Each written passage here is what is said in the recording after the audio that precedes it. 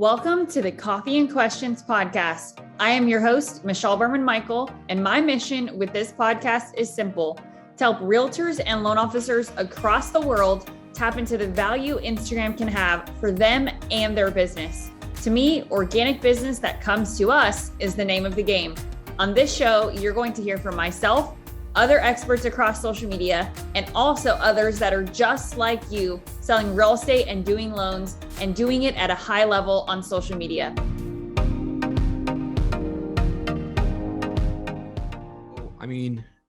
I think the biggest thing is when you talk about the tailwind is like, you're absolutely right. The market or the industry ballooned. And the issue that the industry that we're facing now is that with all the refinances that were happening, some banks, 40% of their business was refinances, and it's all gone. And there were so many mortgage loan officers that were hired, that jumped into the industry. And so we have more loan officers now than we did before. And now probably half the business and half the origination is going away. And so it's going to be slower because there's more people competing for that business. But what you probably talked about is you didn't have a process in place where you're focusing on purchase business. Were you out there still hustling, still doing the necessary work, meet with your real estate agents, working with your referral partners to make sure you have purchase business coming in? And those of us that are out there, that's where our focus has been and continues, and where our focus is going to continue to be is, it's going to slow down for a little bit. But we're still going to be here in 12 months, 24 months, when all the other loan officers that were doing 80, 90% refinances, they're going to get out of the industry. We're just going to have to wait them out, because they don't have a system or a process in place. And I mean, that's also, who's the mortgage company you're working for? Are they built? Are they set up, to really focus on purchase business and support you in that way? And so we're just going to see a lot of transition. I think we'll see a lot of loan officers transition out of the business, and those that have a process set up to really connect with real estate agents and make sure that they have the purchase business coming in. Those are the ones that are going to succeed. So it's really an opportunity right now to take a step back and really, if you need to make changes in your business, now is the time. And so you're a little bit slower. You have time to invest in this stuff. Maybe you can grow in your competencies, grow in your marketing abilities, try new things. And rates are rising and they're up, but like we've seen with history is that, interest rates go up and they go down, they go up and they go down. And your customers that you're writing now, right now, today, they're going to be your refinance customers, maybe in 2 or 3 years, so you have to have a plan for that. But that's exactly, she's exactly right. The people that have the process and have focused on the right things are the ones that are going to continue to have success as we move forward. Absolutely. And I think that where I would love to go with this is, you and I were having a conversation offline about purchasing leads, which is a very common thing in our marketplace, in the sense of, both on the real estate side and on the lender side, people like to buy leads because then they can guarantee that they have conversations that they're able to have, right?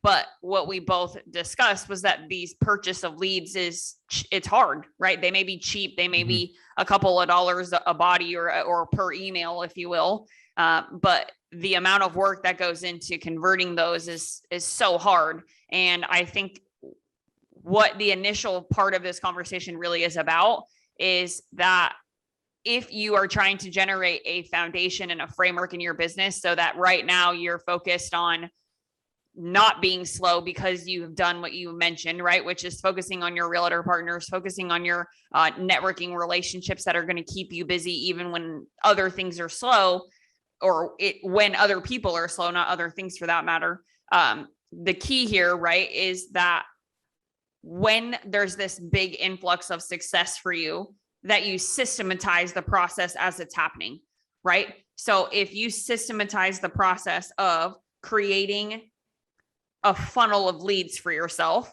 right? when you do decide to spend advertising dollars or marketing dollars on scaling that, it's not going to be your cheap $2-3. I have to call this person 47 times. Or you had mentioned to me earlier, Phil, right, that some of the people that some of your referral people send to you, there's no way they're ever going to get approved for a loan, right? So it's like, was it worth that $5 that person spent on that lead? No, because there's not going to be any conversion. So if that guy would have spent $15 on a higher qualified lead that actually came through his funnel or his framework that he had created prior to spending money on purchasing or generating leads, we're having a different conversation, right? Well, and also on that, what's your time worth?